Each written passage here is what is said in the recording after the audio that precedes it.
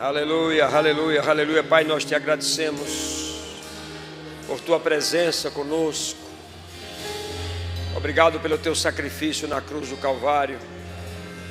Obrigado pela tua mão direita estendida sobre nós. Obrigado, Senhor, pela linha profética que você providenciou para que andássemos nela e vendo aquilo que você tem como propósito definido para o destino da igreja na face da terra e das nações. Muito obrigado, Senhor, pelas pessoas que têm desprendido o coração e a vida e os seus bens e suas finanças em prol do seu reino. Que elas sejam verdadeiramente cheias da tua presença em todos os níveis. Glorifica, Senhor, o teu nome nessa noite, através das nossas vidas. Nós te pedimos no nome de Jesus. Amém, amém, amém. Vocês podem sentar. Eu não sei que música vocês vão cantar no final, mas se vocês pudessem cantar 100 bilhões no final, eu ficaria muito feliz. Mas eu não quero atrapalhar vocês, ok? Amém. Podem sentar, por favor. Glória a Deus. Diga: Deus é bom em todo tempo. Bem, hoje é o dia de missões, Verbo da Vida. Todas as igrejas, em todos os lugares, estão comemorando esse dia em gratidão a Deus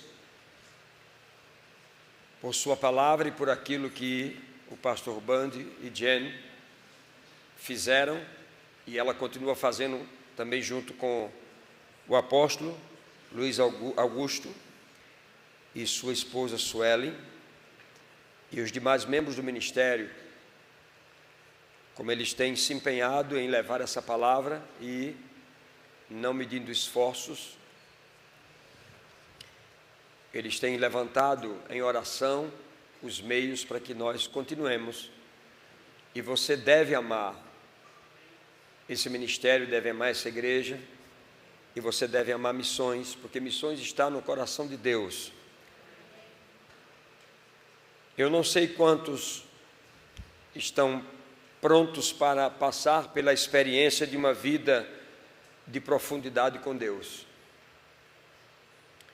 Há muitas pessoas que vivem uma vida bem na periferia, mas o que Deus quer é que nós tenhamos uma vida de profundidade. E há muitas pessoas que, por uma série de razões, eles abandonaram suas harpas nas palmeiras e eles não as tocam mais. Eles perderam o vigor, a vicissitude. Outros, por situações diferentes, não por amar ao Senhor, mas por contradições da vida, ou por terem adentrado em terrenos onde não estavam autorizados a entrar, espiritualmente falando, eles foram se perdendo ao longo do caminho. Assim como os discípulos de Emaús, que Jesus vinha há 3 anos e meio apregoando o seu projeto missionário e falando de um tempo futuro que viria e que deveria ser alcançado depois da sua ressurreição, e aqueles discípulos, simplesmente antes que acontecesse o momento certo da ressurreição, eles já saíram e foram voltando para suas casas, conversando um com o outro no caminho, e Jesus se aproxima e eles estavam tão abalados que eles não conheceram a presença de Jesus Cristo. Eu creio que eles não se prepararam, mesmo convivendo 3 anos e meio, para a presença da glória em Jesus Cristo, que era diferente da presença do homem Jesus nos dias em que eles andaram.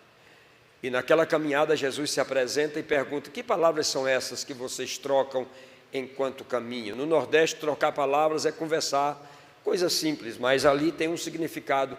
O que é que vocês estão trocando aí que eu não estou entendendo o que vocês estão dizendo? Porque eles diziam: olha, você não sabe acerca de Jesus o Nazareno, um homem poderoso em obras e palavras, e o que ele falou, e ele disse que ressuscitaria no 3º dia, e é como se ele dissesse: infelizmente não aconteceu. E Jesus começou a decorrer lá da velha aliança, falando de todos os profetas, e foi falando, e estava falando agora dele, de coisas que deveriam acontecer.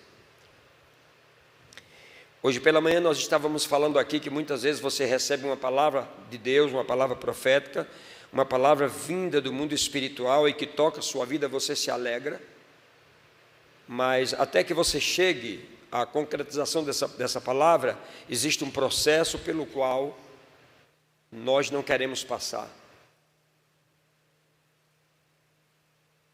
E esse processo para chegarmos aonde Deus tem para a nossa vida, depois que Deus fala alguma coisa, esse processo, às vezes ele envolve também dores. E nós não queremos passar por eles. E o campo missionário, como eu já vivi nele, e estamos vivendo essa experiência agora, ele tem os seus contratempos. Eu dizia nessa manhã que quando Pedro teve aquela revelação de um projeto missionário da parte de Jesus Cristo para ele e para os discípulos, quando Jesus perguntou: que dizem os homens que eu sou? E Pedro, como presidente do sindicato, era o primeiro sempre a falar, ele levantou-se e ele disse: eu sei quem tu és o Cristo, o Filho do Deus vivo. Ou seja, Pedro não viu a parte humana de Cristo, a parte da sua humanidade, aquela parte com que ele caminhava, dormia, comia todos os dias, mas ele viu aquela parte profética de Jesus Cristo, que trazia com ele a paternidade do Pai, o Filho do Deus vivo. E quando ele teve essa revelação, Jesus viu uma janela aberta para que pudesse também dar uma palavra a Pedro, de como seria o procedimento dele daqui para frente. Ele disse: bem-aventurado és tu, Simão Bar-Jonas, porque não foi carne nem sangue, nem quem te revelou isso, mas o meu Pai que está nos céus. E assim como se abriu uma janela de você para mim, também está se abrindo uma janela de mim para você, e eu te digo que tu és Pedro, e sobre essa pedra edificarei a minha igreja, e as portas do inferno não prevalecerão contra ela. Então, existe um projeto de Deus para que essa igreja avance até os confins da terra. Bem, naquele momento, Pedro, não obstante ser o presidente do sindicato, foi eu que o elegi, não foi a Bíblia que elegeu, ele era uma pessoa, vamos dizer assim, no processo insignificante, porque até ali ele era apenas Pedro. Mas no momento que Jesus trouxe uma palavra profética por aquela janela que se abriu, Jesus disse: tu és Pedro, e sobre essa pedra edificarei. Então Pedro se torna uma pedra de edificação. Diga, por favor, pedra de edificação. Pedra de edificação. E quando você se torna uma pedra de edificação, é como alguém na igreja que só senta lá atrás e um dia o pastor desce e chama aquela pessoa e diz uma coisa explosiva, que nem aquela pessoa acredita naquilo que está dizendo, e você que está vizinho muito menos, porque você conhece o procedimento. E esse é o problema da honra, é o andar junto, porque nós não discernimos a parte espiritual da parte natural, e por isso que é difícil andar com o homem de Deus, porque você mistura as coisas. E quando os discípulos ouviram aquela palavra, ficaram estarrecidos, porque Pedro era estabanado mesmo. Mas agora ele era o que? A pedra de edificação. E a partir desse momento ele começa a ser visto de uma forma diferente, inclusive pelo mundo espiritual. Até ali o diabo nunca tinha tocado nele, mas a partir de agora você vai ver as coisas acontecendo com Pedro. Bem, mas a mensagem não é essa. Mas é importante que você saiba que quando você recebe algo de Deus, uma missão da parte de Deus, você começa a se tornar alguém importante no reino do Espírito. E aquilo que o diabo puder fazer para tirar você da rota, ele vai fazer. Pedro tentou fazer isso com Jesus. Depois desses acontecimentos, Pedro passou alguns dias folgado. Eu sou a pedra que edifica, eu sou a pedra de edificação. Mas de repente Jesus disse: gente, senta aí, a gente precisa ter uma conversa antes de dormir. Pois não, mestre, é o seguinte, gente, eu tenho que ir para Jerusalém, é necessário que eu vá, porque eu tenho uma missão a cumprir, mas nessa missão tem um processo, e o processo é: eu vou para Jerusalém, eu vou ser instigado pelos anciãos, maltratado pelos anciãos, né? Eu vou ser sabatinado pelos principais dos sacerdotes, eles vão me matar, E eu vou ressuscitar depois, porque o processo tem que acontecer para chegar onde Deus quer. E nesse momento o presidente do sindicato pensou e disse: eu não vou me levantar na frente de todo mundo, eu vou chamar o mestre à parte. Mestre, por favor, uma conversa só nós dois. Mestre, que história é essa? Mestre, tem compaixão de ti?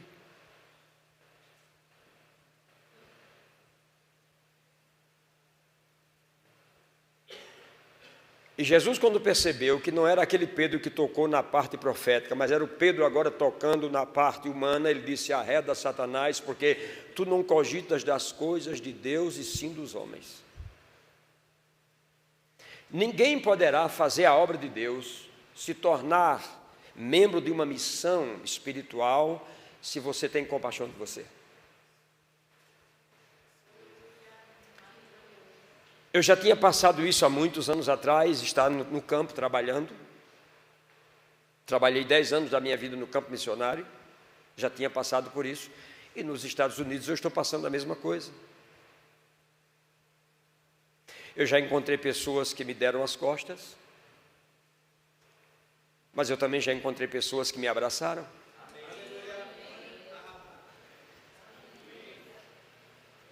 Eu já encontrei pessoas que me dão feedback, que a minha presença é bem-vinda, mas eu já encontrei pessoas que não me dão feedback. E se isso for motivo para você se melindrar, você nunca vai conseguir completar uma missão que foi lhe dada. Porque toda missão tem um processo e você tem que passar por ele. Se você não está apto para passar pelo processo da missão que você recebeu, você não passará. E na verdade, o que é que nós fazemos num campo, como missionários, quando Deus nos leva? Nós estamos lá para resgatar sonhos. Porque pessoas têm sonhos. E esses sonhos foram adormecidos por alguma situação. Eles estão longe da casa de seus pais, de seus familiares. Eles estão tão sós lá, como o missionário que chega.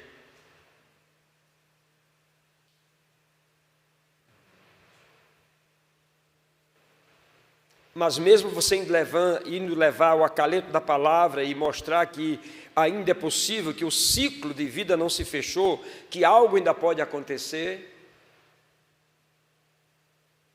se você não estiver bem preparado, você vai ouvir coisas que você não deveria ouvir. Graças a Deus, essa nossa última viagem para os Estados Unidos, nós alcançamos mais ou menos 120 pessoas que ouviram a palavra e se alegraram com a palavra. Graças a Deus por isso. Mas nem sempre todas as viagens serão assim. Nós encontramos vários empecilhos. Passar 10 horas no aeroporto, porque o voo foi cancelado e tem um problema ali, tem outro problema ali. E se você não tiver paciência em Deus, você se desespera. Você entende? O campo missionário é o melhor lugar da escola da paciência. É o campo missionário. Por isso que nós devemos ser gratos a Deus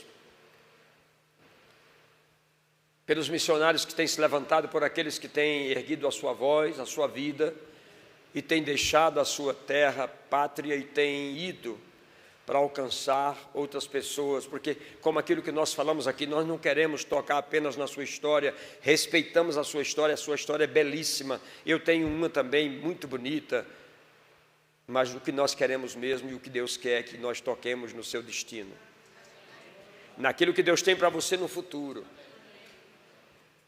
Mas nem sempre seremos bem-vindos, não obstante queremos levantar você para aquilo que Deus tem. Um campo missionário também é uma porta aberta para possibilidades de escassez momentâneas, mas passamos por isso no campo.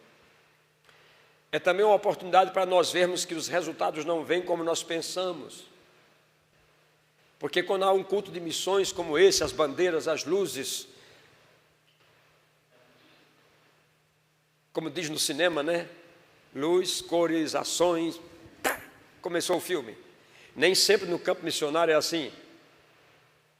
Lá não tem alguém para jogar luz, E não tem alguém dizendo, gravando. Não, não tem.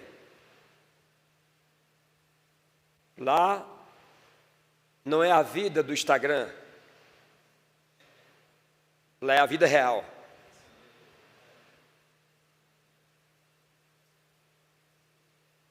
E se passa por muitas situações. É por isso que nós precisamos ter uma igreja nos dando cobertura e nos ajudando, acessando a senha da honra para receber, para dar mais. Bendito seja o nome do Senhor. Você sabe que na caminhada de Jesus Cristo ele encontrou os empecilhos como um missionário de Deus até no meio da sua própria família? Deixa eu ler um texto para você de uma forma diferente. Dirigiram-se, pois, os irmãos de Jesus a ele e lhe disseram, deixa esse lugar e vai para a Judéia, para que também os teus discípulos vejam as obras que tu fazes. Porque ninguém há que procure ser conhecido em público. E contudo, não realiza os feitos e realiza seus feitos em oculto. Eles estavam dizendo assim, por favor, coloque-se no Instagram rápido, se você quer ser conhecido. Entre no Facebook, faça alguns quadros sobre você. Você não quer ser conhecido? Na verdade, Jesus não estava querendo ser conhecido, ele estava querendo apenas colocar diante dos homens, no coração dos homens, um projeto de Deus. Mas os irmãos entendiam que ele queria ser uma figura de destaque. E é bonito quando a gente olha Jesus respondendo, dizendo assim, não, eu não procuro nada disso. E vocês podem ir na frente, porque o tempo para vocês é qualquer tempo. Para mim não tem tempo certo, tempo determinado. Eu só entro em ciclos onde o Pai me autoriza. Se o Pai não me autoriza a dar um passo, eu não dou um passo. Eu gosto da mesma coisa que Moisés fazia em um certo tempo. Ele estava sempre atento para a nuvem, sempre atento para a nuvem. As pessoas reclamando de algo de B, de C, e ele atento para a nuvem parava, para, todo mundo arma as tendas. Aquilo era uma luta, irmãos, eram 3.600.000 pessoas, arma-se tenda, faz-se tudo aquilo, porque a nuvem parou, e Moisés estava diante da nuvem olhando, se ela se mexer, a gente se mexe, se ela não se mexer, a gente não se mexe, porque se mexer sem a nuvem se mexer é perigoso, se mexer sem que Deus dê um comando é perigoso. E Jesus sabia que ele só poderia se mexer se ele recebesse um comando do Pai. Ele disse, eu só faço o que eu vejo o Pai fazer e o que eu ouço o Pai fazer.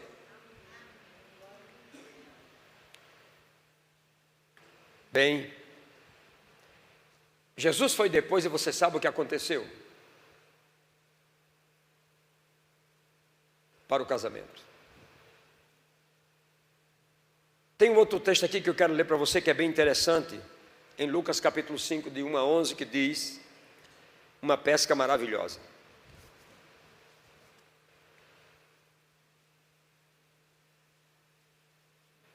A Bíblia diz que aconteceu que ao apertá-la a multidão para ouvir a palavra de Deus, estava Jesus junto ao lago de Genezaré e viu 2 barcos junto à praia do lago.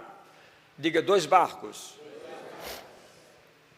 Mas os pescadores, havendo desembarcado, lavavam as redes. Esses 2 barcos já estavam sem os pescadores, eles estavam à beira-mar, e os pescadores já tinham descido, já estavam lavando as redes.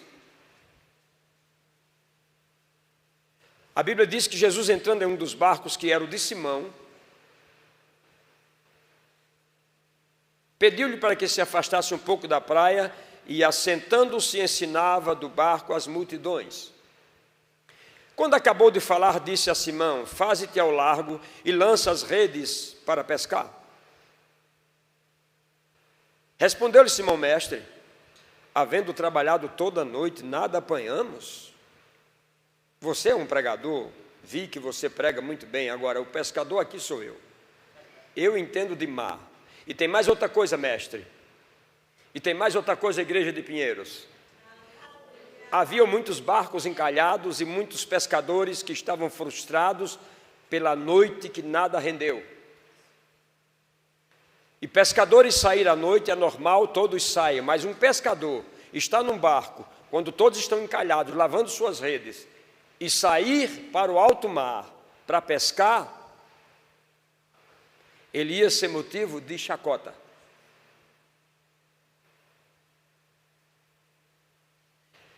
Mas Pedro, não obstante todo o cansaço, ele honrou Jesus, sem conhecê-lo, e cedeu o seu barco para que Jesus pregasse.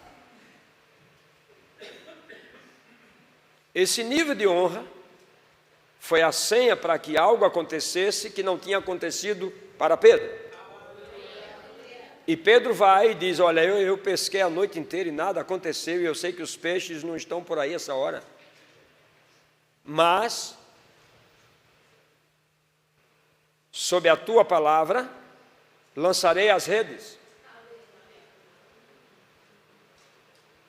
Os missionários, eles vão debaixo de um comando da sua igreja local ou de um ministério. E eles vão para lançar suas redes mesmo. E eu não sei se você sabe, mas tem pessoas que torcem que não dê certo. Porque se não der certo, esse camarada não tinha chamada nenhuma, isso é a conversa dele, ele se empolgou. E você já sabe que essas pessoas que estão preparadas para isso, eles não investem um centavo em missões. Porque você só investe naquilo que você acredita.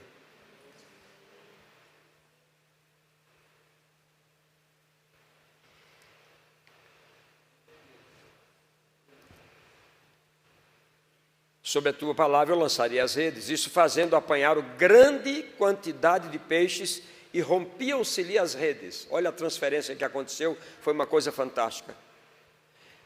Aí olha o que acontece. Então fizeram sinais aos companheiros de outros barcos para que fossem ajudá-los. E foram e encheram ambos os barcos a ponto de quase ir a pique. Sabe, sempre vai ter assim, vai ter alguém que vai acreditar que mesmo na hora que não é para pescar, se você for, por causa da palavra que você recebeu, você vai encher um barco. E tem aqueles que vão ficar olhando, mas quando você pescar, eles querem estarem juntos.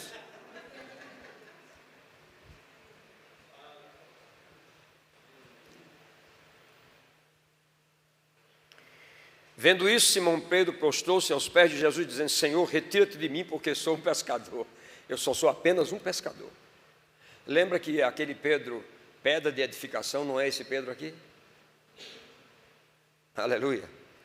Pois à vista da pesca que fizeram, a admiração se apoderou dele de tal forma que os companheiros Tiago e João, os filhos de Zebedeu, que eram seus sócios,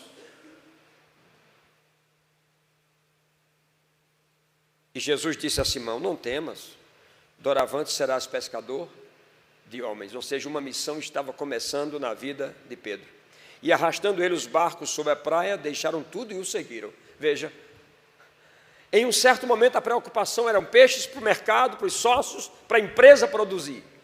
Mas quando honra entra no circuito, aquilo que tinha um peso e um valor deixa de acontecer, porque você percebe em honra que há muito mais do que apenas uma rede cheia de peixes se furando e os peixes caindo.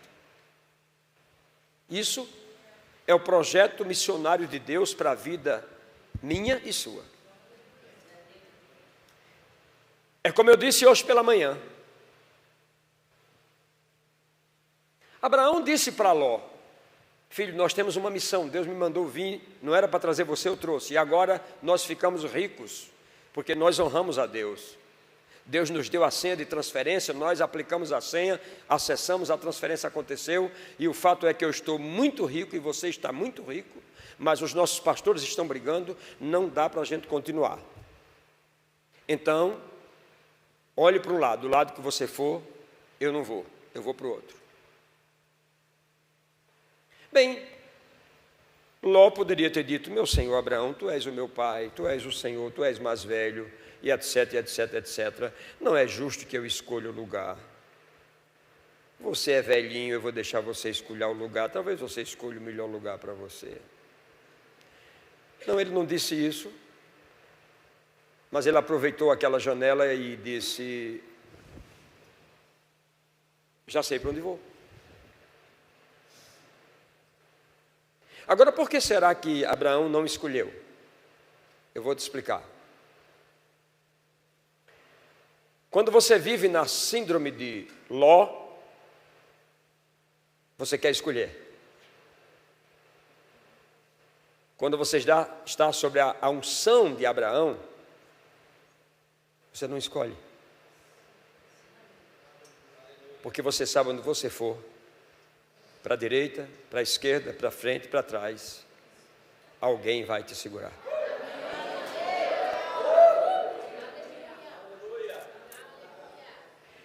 No momento que você entra num projeto como esse, missionário, de vida com Deus, de abastecer o mundo com luz e palavra, pão da vida,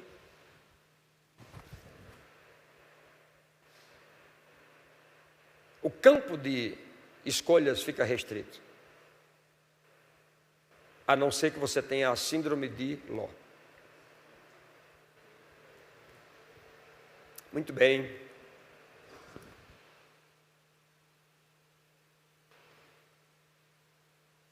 Conta-se uma história que numa pequena cidade, um cachorro estava na varanda da sua casa, coçando suas poucas pulgas, e de repente ele vê um coelho passar, e quando o coelho passa, ele corre atrás do coelho, o coelho entra na mata, ele entra atrás da mata, os outros cachorros viram o cachorro correr, uau, uau, uau, uau. Uma multidão de cachorros corre, o povo sai na rua, o que está acontecendo? Os cachorros estão correndo, e os cachorros correndo, entraram todos na mata, mas daqui a alguns 30 minutos, volta um cachorro, volta outro cachorro, volta outro cachorro, volta outro cachorro e volta outro cachorro. Mas um dono percebeu que o seu cachorro não voltou.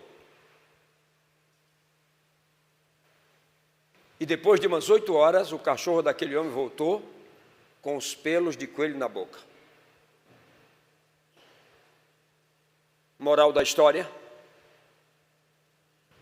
só perseverou lá quem viu. Quem foi atrás de quem viu não fica.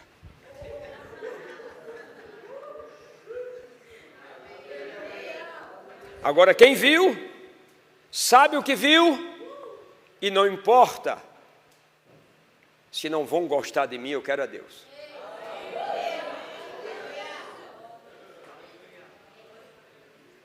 A pergunta é: o que você está vendo? O que é que tem passado pelos seus olhos,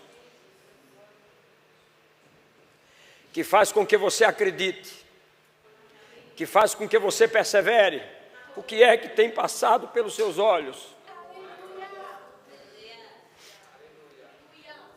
Se você viu algo da parte de Deus, e você quer apostar nisso, muitos vão até querer te seguir, mas eles não estão vendo o que você está vendo, dizem: isso é perda de tempo, e eles voltam.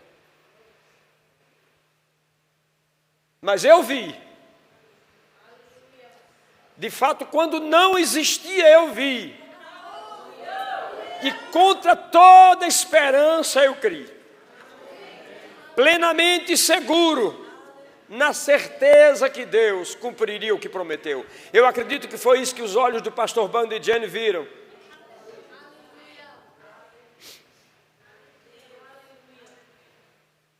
Pode sair alguma coisa boa disso? Mas esse ministério poderia estar em São Paulo, porque é o coração do Brasil bem, não sei, veja bem. Mas a visão que ele teve foi lá. Ele começou aqui, mas ele teve a visão de lá, e ele teve uma visão. Então, quando não existia, ele viu, e contra toda esperança, ele creu. Plenamente seguro, na certeza que Deus cumpriria o que prometeu. Aí os ataques na fé, ele resistiu, mas vindo o tempo da ceifa, colheu. E o que era impossível? 300 e tantas igrejas no Brasil, mais de 18 no mundo, centros de treinamento por toda a esquina. O que era impossível hoje é mais que um troféu, uma prova que Deus é fiel. E se Deus te dá uma visão, você tem que acreditar na visão que Deus te deu. Ainda que você tenha que entrar na mata e você passe 8 horas para voltar, quando você voltar, você tem que trazer um feixe mostrando que a sua visão estava correta.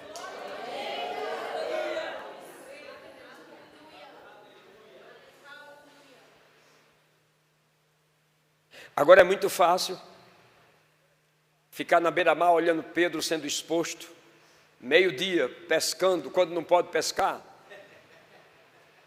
Aí o barco enche e todo mundo quer os peixes de Pedro.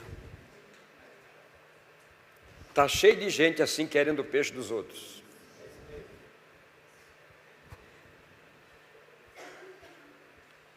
Mas isso não é o projeto de Deus. Diga: Deus é bom em todo tempo. E o seu amor dura para sempre. Eu quero terminar com esse exemplo. Jó tinha um nível de honra no projeto que Deus deu a ele. Belíssimo projeto. E Deus viu que Jó tinha um nível de honra espetacular. E a Bíblia diz que num dia em que os filhos de Deus vieram para apresentar-se perante o Senhor, veio também Satanás entre eles. Não se iluda. Se você se tornou numa pedra de edificação, alguém está cobiçando você. E as ferramentas que você recebeu de Deus e a plataforma para construir, alguém vai esperar você dar um cochilo para ele pegar e construir em cima. E Jó estava cumprindo algo. E aí o diabo veio e Deus viu os intentos do diabo. E ele perguntou: observaste o meu servo Jó? Eu estou lendo Jó 1. Não há ninguém semelhante a ele. Ele é um homem íntegro, reto, que me honra e se desvia do mal. Isso era um nível de honra que Jó tinha. Satanás respondeu: porventura, Jó faz isso loucamente? Acaso você não o cercou, ele e a sua casa e tudo quanto ele tem, os bens todos? Tudo que ele faz, as suas mãos o abençoam, os seus bens se multiplicam, porque você vai encontrar na oração de Jó ele dando graças a Deus por coisas. Ela é sempre a multiplicação. Aí o diabo disse: agora estenda a tua mão contra, que eu vou te mostrar se ele tem esse nível de honra que você está falando. Ele vai blasfemar na sua cara, ele vai esquecer a missão que ele tem, com certeza. E o Senhor disse: eis que tudo que ele tem está no teu poder agora, somente não estendas a mão sobre ele. Satanás saiu feliz da presença de Deus e correu já para concluir os seus intentos. Bem, eu não vou pregar sobre isso porque você conhece a história.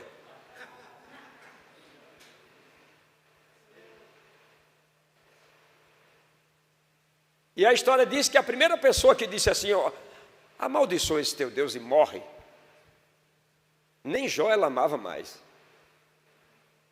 Ele disse: mulher, tu estás louca, não sabe o que estás falando.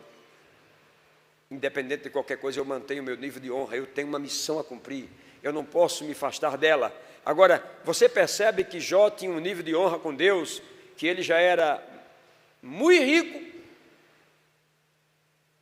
O que você imaginar que um homem pode ter, Jó tinha. Por quê? Por causa do nível de honra que ele tinha a Deus. O final da história é, a Bíblia diz que um certo dia Jó disse: eu estou pulando para um nível de honra, de excelência. Como foi que ele disse isso? Ele diz uma coisa que a sua Bíblia não diz, porque a música diz, aí você diz porque a música diz, mas você não diz porque a Bíblia diz. Mas o que a Bíblia diz é que Jó disse: eu te conhecia de ouvir. Não é de falar, é de ouvir. Eu te conhecia de ouvir, ou seja, Jó vivia num nível de honra onde ele ouvia Deus.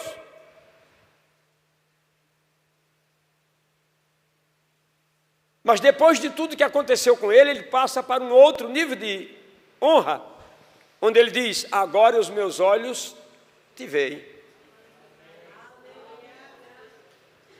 Uma coisa é você ouvir, outra coisa é você ver em loco.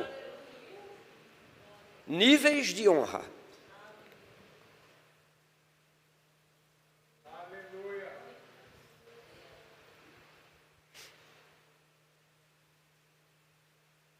E eu preciso dizer nessa noite, não vou chamar aqui na frente, mas eu preciso dizer a você: que você está entrando em níveis de honra que talvez nem você saiba. E você é inteligente.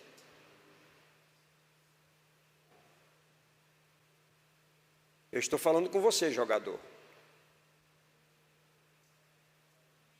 Pelo que você tem feito para a obra de Deus. Existem níveis de honras que podem ser acessados. Você não vai, mas você manda, você envia. Níveis de honra. E eu sei bem do que estou dizendo. Jó entrou num nível de honra tão grande que ele tinha 10, passou a ter 20. Ele tinha 100, passou a ter 200. Porque acessou um nível de honra tal que as coisas só aumentavam e só aumentavam.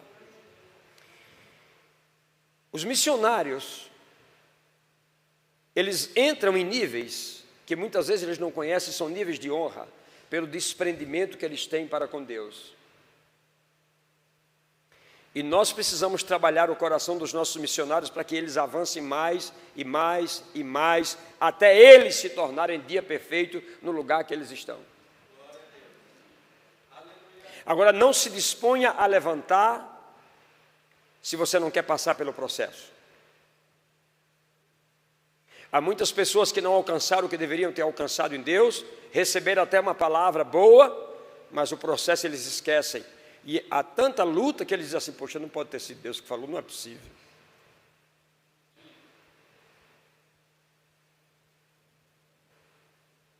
Mas Jesus disse a Pedro, eu tenho que ir, porque é necessário acontecer o que estou dizendo. E todas as vezes que você tiver uma missão e Deus lhe levantar como pedra de edificação, vão aparecer as vozes. Algumas vozes vão dizer que glória, glória a Deus, que Deus falou para você isso. Então se prepara. Mas outros vão dizer assim, que bom que Deus falou para você, não espera ninguém te mandar, rapaz, pega a mala e vai embora. É um perigo. Porque existe um ciclo certo onde você tem que entrar.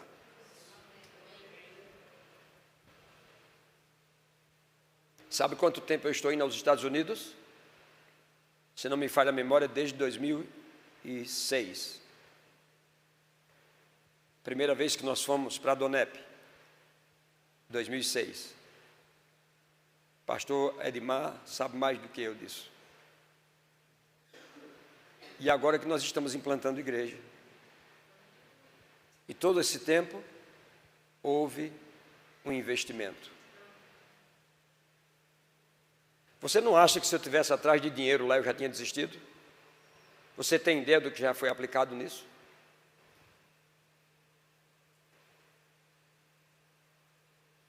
Hoje nós estamos num dia de missões.